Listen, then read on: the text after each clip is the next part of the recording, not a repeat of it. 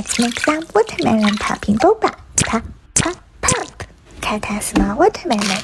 Blend with green tea and sugar into juice. Then add sodium citrate and sodium alginate. Blend on high speed for 1 more minute. Sit the juice in the fridge overnight to get rid of the bubbles. Now we dissolve some calcium chloride into cold water.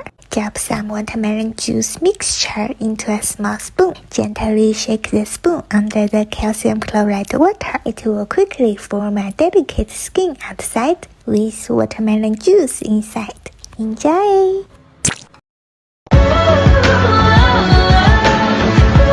Wait, guys, I want to make watermelon fries with strawberry sauce.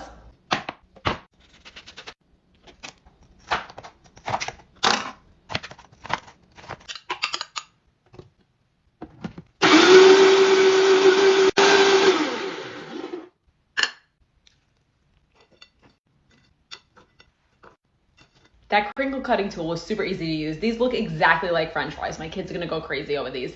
Let's taste the strawberry dipping sauce. Absolutely delicious. Bring this to your next barbecue. Perfect night. The world is cold.